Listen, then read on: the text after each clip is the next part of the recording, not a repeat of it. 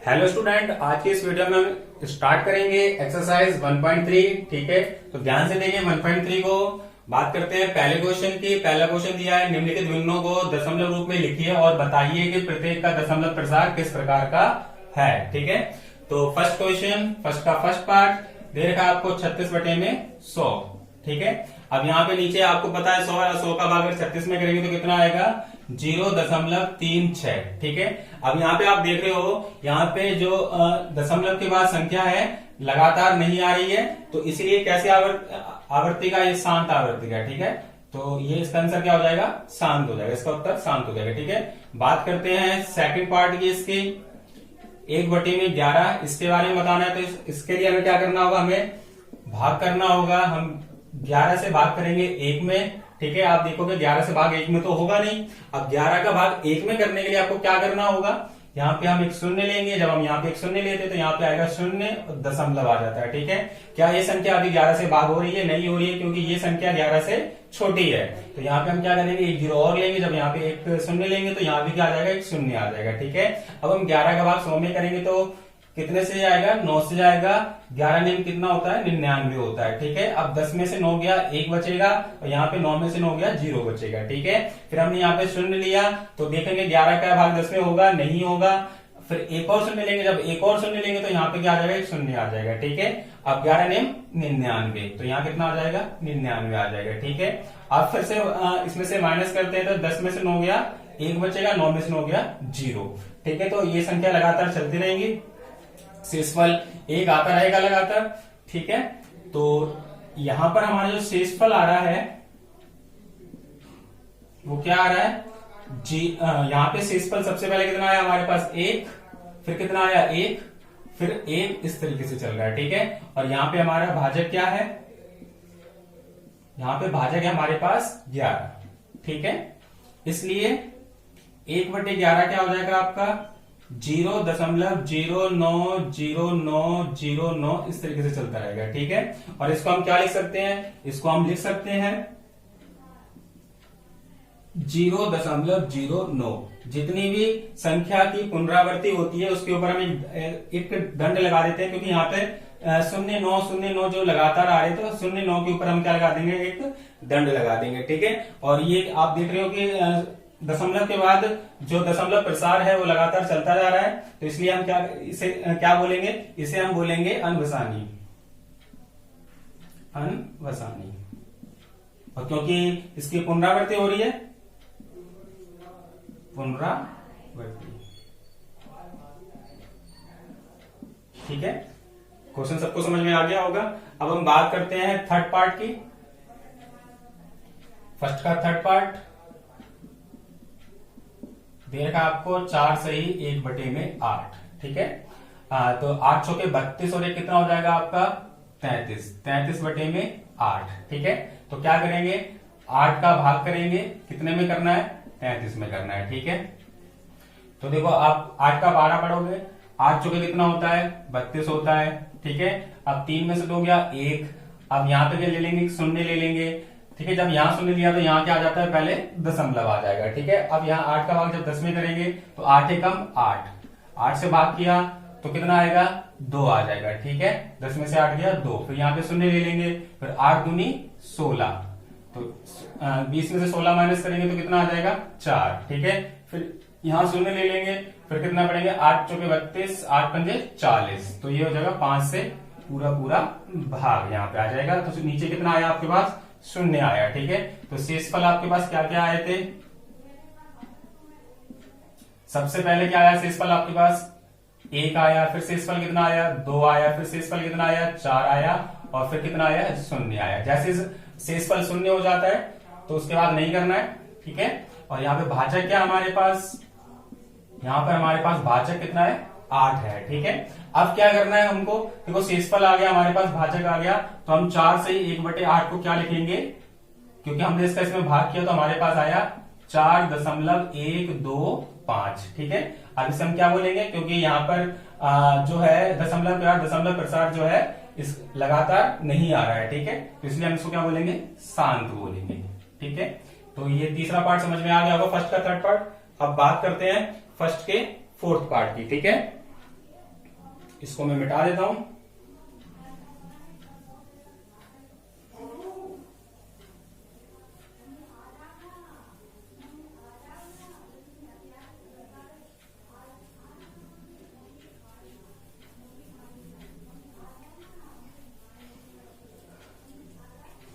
देखो, अब हम बात करते हैं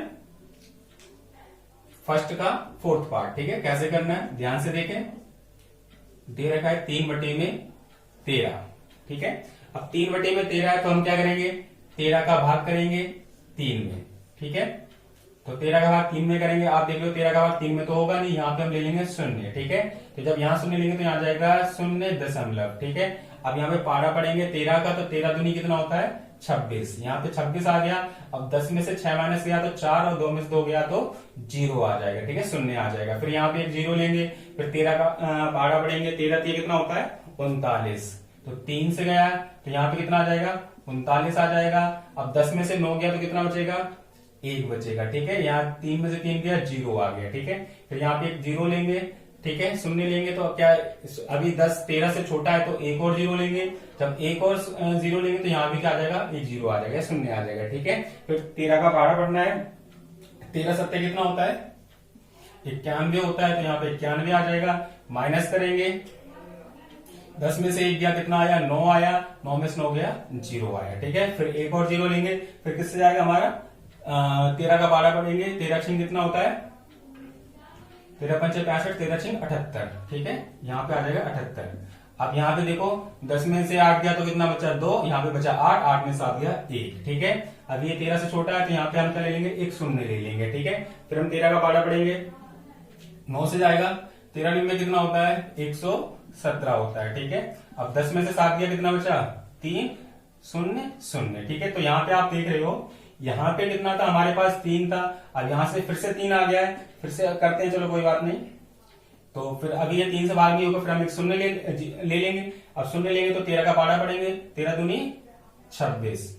ठीक है, यहाँ पे कितना आ जाएगा 26। फिर कितना आ जाएगा यहाँ पे 4 आ जाएगा, फिर 0 लेंगे, फिर किससे जाएगा 13 थी 39। ठीक है, अब 10 में से 9 गया कितना बचेगा 1 बचेगा, यहाँ 0 बचेगा। फिर हम एक 0 ले लेंगे, नहीं जाएगा। फिर यहाँ पे एक 0 आ जाएगा, यहाँ एक और 0 ले लेंगे। फिर किससे आएगा ये 13 सत्ते 91, 7 से जाएगा कितना आ जाएगा 91। ठीक है, अब यहाँ 10 में से 1 गया कितना बचेगा आपके पास 9, तो यहाँ पे ये 0 आ जाएगा। फिर हम एक 0 लेंगे आगे। ठीक है, तो 90 हो गया है। अब 13 छिंग कितना होता है 78 होता है। 10 में से 8 जाएगा तो कितना बचेगा 2 बचेगा। ठीक है, और यहाँ पे 9 में से 7 गया तो कितना बचेगा 2 बचेगा। सॉरी 8 में 7 गया तो 1 12 आ जाएगा। ठीक है, इस तरीके से ये भाग चलता रहेगा। तो यहाँ पे हमारे पास जो शेषफल आया वो क्या क्या आ रहा है शेषफल। अगर हम शेषफल की बात करें तो सबसे पहले हमारे पास शेषफल कितना आया था 4 आया था। ठीक है, फिर शेषफल हमारे पास कितना आया था 1 आया था। फिर शेषफल हमारे पास कितना आया था यहाँ पे 9 आया था। फिर शेषफल कितना आया था हमारे पास यहाँ पे 12 शेषफल आया था। ठीक है, कितना आया था यहाँ पे शेषफल 12। फिर शेषफल हमारे पास कितना आया 12 के बाद शेषफल 3 आया। ठीक है, और जैसे 3 आ गया फिर आप यहाँ देख रहे हो 3 के बाद फिर क्या आया हमारे पास शेषफल 4 आया। ठीक है, फिर शेषफल हमारे पास क्या आया 1 आया। उसके बाद फिर शेषफल हमारे पास क्या आया 12 आया। ठीक है, इस तरीके से चल रहा है। और यहाँ पे भाजक क्या है आपके पास,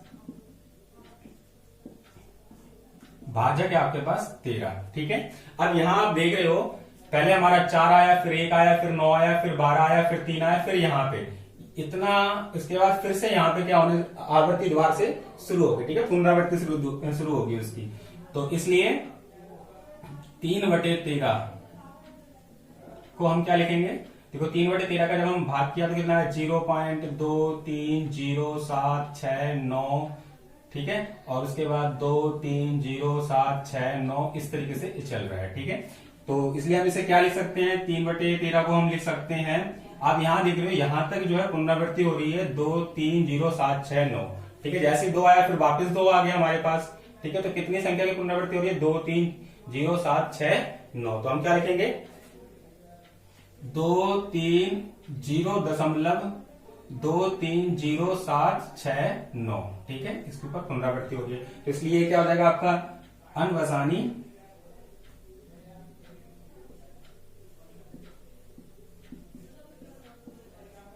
पुनरावृत्ति। वृत्ति।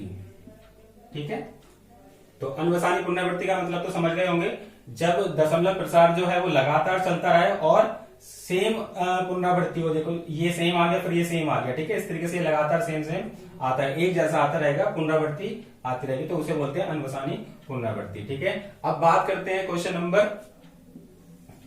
चौथा पार्ट मैंने आपको बता दिया है, पांचवा पार्ट आप अपने आप करोगे। छठे पार्ट की बात करते हैं। ठीक है, आपको दे रखा है 329 बटे में 400। ठीक है, अब 400 का भाग करेंगे थोड़ा सा टाइम लग जाएगा, तो हम इसको क्या करते हैं, 329 लिखते हैं और 400 क्या लिखेंगे, 4 गुणा में 100 लिख लेंगे। ठीक है, अब क्या करेंगे, 329 में पहले 100 का भाग कर देते हैं, तो कितना आ जाएगा 3.29 और नीचे कितना आ जाएगा आपके पास 4 आ जाएगा। ठीक है, और 4 का भाग करना है 329 में, 3.29 में, सॉरी 3.29 में जब 4 का भाग करेंगे तो क्या होगा, देखो ये अभी ये 3 जो है 4 से छोटा है, तो यहाँ पे क्या आ जाएगा 0 आ जाएगा। ठीक है, अभी कितना हो गया, 4 8 32। ठीक है, यहाँ 0 आ जाएगा, फिर 9 लिया, फिर किससे आएगा 4 दूनी 8, यहाँ कितना आ जाएगा 1 आ जाएगा। ठीक है, फिर हम यहाँ 0 लेंगे, फिर कितने से जाएगा 2 से जाएगा, 4 दूनी 8, अब कितना बचा 2, अभी कितना हो गया 4 पंचे 20। ठीक है, और ये 0 आ गया। ठीक है, अब यहाँ पे जो शेषफल आया आपका क्या क्या आया, सबसे पहले शेषफल आया आपके पास 0, फिर शेषफल आया 1, फिर देखो यहाँ पे शेषफल 0 आया, फिर शेषफल 1 आया, फिर शेषफल कितना आया आपके पास 2 आया, फिर शेषफल यहाँ पे कितना आया 0। ठीक है, तो यहाँ पे इसके बाद शेषफल जो आना बंद हो गया, मतलब यहाँ पे खत्म हो गया, पूरा पूरा भाग हो गया यहाँ पे। ठीक है, और भाजक क्या आपका, भाजक था यहाँ पे हमारे पास 400। ठीक है, यहाँ 4 लिख लो चाहे 400 लिख लो, क्योंकि 4 लिख देते हैं, वैसे हमने भाग किससे किया 400 से किया। ठीक है, तो 329 बटे में 400 से भाग करेंगे तो क्या उत्तर आएगा आपके पास 0.8225। ठीक है, तो इसलिए ये क्या हो जाएगा, अब यहाँ पे देखो ये शांत, क्योंकि यहाँ पे दशमलव प्रसार की जो है पुनरावृत्ति बार बार नहीं हो रही है। ठीक है, तो ये क्या हो जाएगा आपका शांत हो जाएगा। इस प्रकार से इन क्वेश्चनों को करना है। ठीक है, फर्स्ट क्वेश्चन हमारा कंप्लीट हो गया है।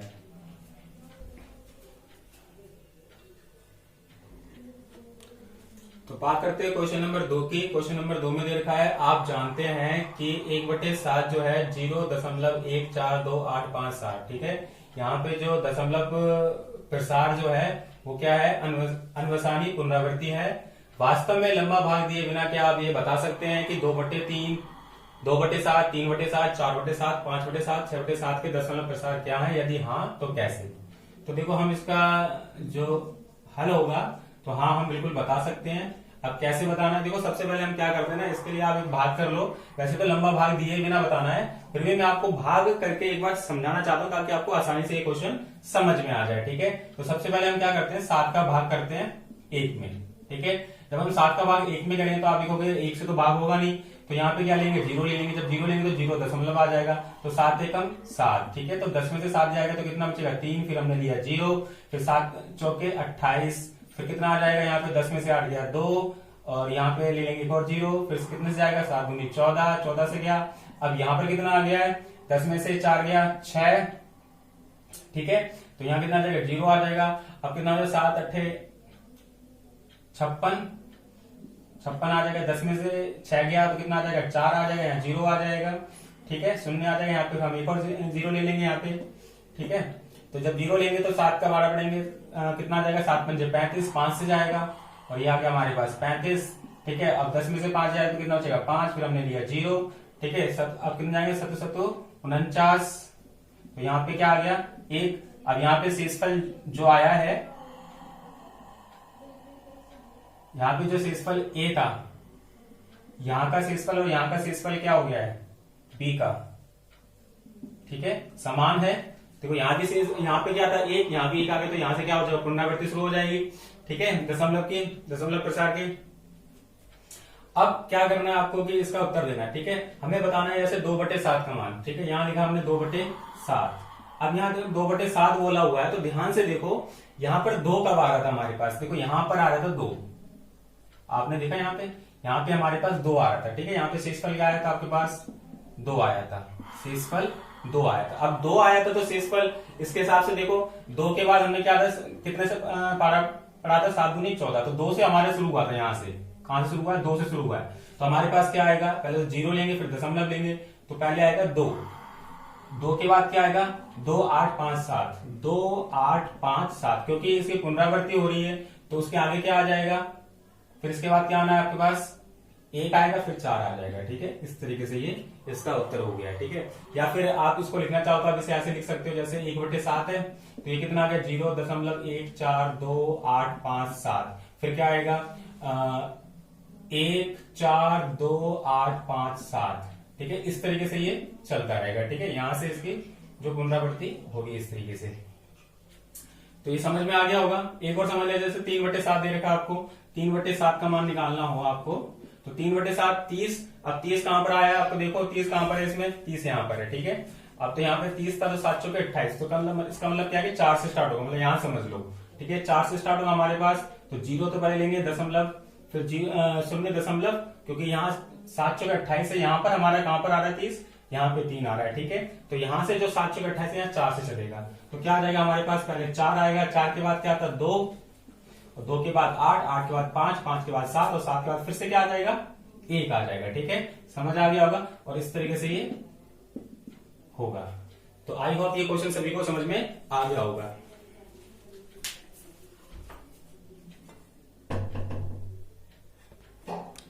तो क्वेश्चन नंबर तीसरा, निम्नलिखित को P/Q के रूप में व्यक्त कीजिए, जहां P और Q पूर्णांक है तथा Q का मान क्या है, Q बराबर नहीं है 0 के। ठीक है, इसके 3 पार्ट दिए हुए हैं, तो शुरू करते हैं पहला वाला, तो थर्ड का फर्स्ट पार्ट। ओके, तो यहाँ पे दे रखा है 0.6 की यहाँ पे पुनरावृत्ति हो रही है। ठीक है, तो सबसे पहले हमें क्या करना है, सबसे पहले लिखना है माना x बराबर 0.6, अब पुनरावृत्ति हो रही तो बार बार क्या आएगा 6 6 6, इस तरीके से ये चलता रहेगा। ठीक है, इसको हम मान लेंगे समीकरण 1।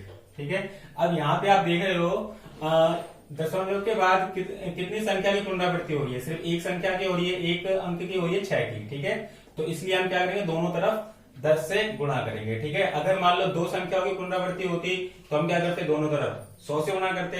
अब जैसे यहाँ पे 3 संख्याओं की पुनरावृत्ति हो रही है तो हम दोनों तरफ किसका करेंगे, 1000 का गुणा करेंगे। तो ये बात आपको याद रखनी है, तो इसमें हमें करना है दोनों तरफ 10 का गुणा। ठीक है, दोनों तरफ 10 से गुणा करने पर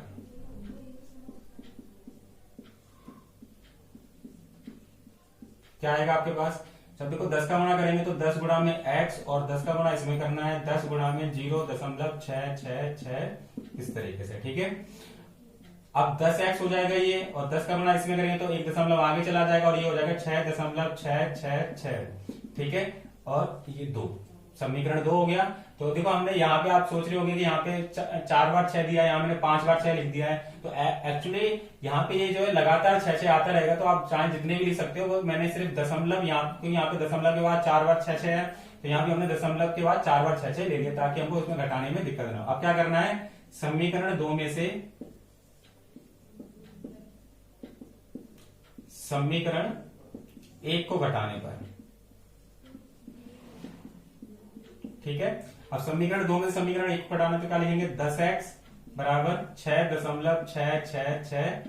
ठीक है, और ये कितना है हमारे पास x, समीकरण 1 क्या है x, और देखो दशमलव है तो सबसे पहले दशमलव लिखेंगे, दशमलव के जो राइट हैंड साइड में है वो राइट हैंड साइड में लिखना है, और जो दशमलव के लेफ्ट हैंड साइड में शून्य है तो शून्य लिखना है। ठीक है, अब जब इसमें से देखो यहाँ 6 में से गया 0, 6 में से गया 0, 6 में से गया 0, तो जरूरी नहीं है आप कितने 6 लेते हो, आप 2 6 ले सकते हो, 3 6 ले सकते हो, जितना आपका मन करे। ठीक है, अब यहाँ 6 में से 0 गया तो 6, और यहाँ दशमलव आ जाएगा, और यहाँ 10 में से 1x माइनस करेंगे तो कितना आ जाएगा, 9x आ जाएगा। तो आपके पास क्या आ गया, x बराबर आ जाएगा यहाँ पर 6, और 9 गुणा में है तो किसमें आ जाएगा, भाग में आ जाएगा। ठीक है, और जब इसको काटोगे तो 3 के बाद से कट जाएगा, तो 3 दूनी 6 और 3 3 9, तो x बराबर कितना आ गया, 2/3। ठीक है, अतः 0.6 के ऊपर बार, जो बार बार पुनरावृत्ति दर्शाता है। ठीक है, तो इसका उत्तर क्या आ जाएगा आपका, 2/3।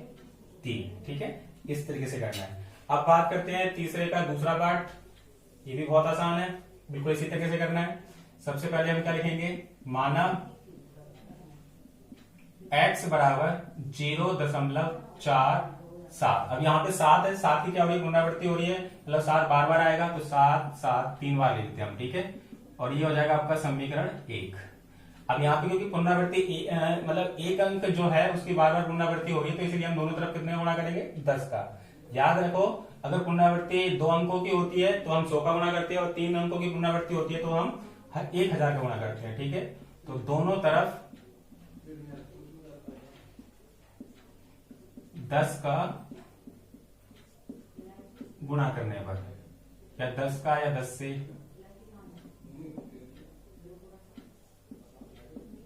करने पर क्या आएगा, देखो 10 का गुणा इसमें करेंगे तो 10x हो जाएगा, 10 का गुणा इसमें करेंगे तो देखो 1 आगे चला जाएगा, ये हो जाएगा 4.777, ठीक है, इस तरीके से। और ये हो जाएगा समीकरण 2। एक और साथ ले लेते क्योंकि दशमलव के बाद 4 अंक है तो थोड़ा सा आसानी रहेगी।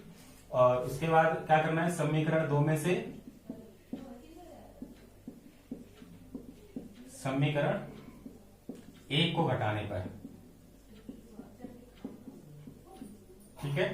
अब समीकरण 2 है 10x बराबर 4.7777, ठीक है। और समीकरण 1 क्या था, x बराबर, पहले दशमलव डालना, दशमलव किधर क्या है, 4 है, 7 7 7, ठीक है। और यहाँ दशमलव के इधर कितना है, 0 है, 0 लिख देंगे, फिर इसमें से इसको घटाएंगे, 10 में से 1x गया तो कितना बचेगा, 9x बचेगा। अब यहाँ देखो 7 में 7 गया 0, 7 में 7 गया 0, 7 में 7 गया 0, 7 में से 4 गया 3। याद रहे, देखो आपको कंफ्यूजन ना हो इसलिए याद रखो कि 10 के बाद अगर 4 अंक तक है तो आपको भी 4 अंक लेना है। अब 3 अंक तक लेना चाहते हो तो 3 अंक तक ले लो दशमलव के बाद। अब यहां पे कितना आ जाएगा, तो यहां पे आ जाएगा 4 में से 0 को माइनस करेंगे तो 4 आ जाएगा, ठीक है। तो ये आ गया 9x 4.3, ठीक है। तो x बराबर आ जाएगा 4.3 और नीचे कितना आ जाएगा, 9 आ जाएगा, ठीक है। और दशमलव को हटाएंगे तो कितना आ जाएगा हमारे पास, 43/90, दशमलव हटाने का नीचे 0 आ जाएगा, ठीक है। अतः क्या उत्तर आया आपका, 0.47 या 1 के ऊपर लगा दो, ठीक है, इस तरीके से बराबर है 43/90। इस तरीके से इस प्रश्न को करना था। अगला जी बता देते हैं, फर्स्ट का थर्ड पार्ट।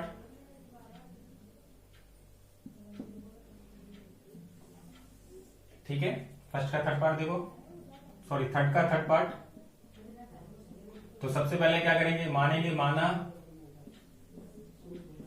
x बराबर, अब यहां पे देखो 3 बार पुनरावृत्ति हो रही है, तीन अंक की, 0 0 0 0 1 की, तो 0 0 1 0 0 1 इस तरीके से हमें लिखना है 0 0 1, ठीक है। और ये समीकरण 1 हो जाएगा।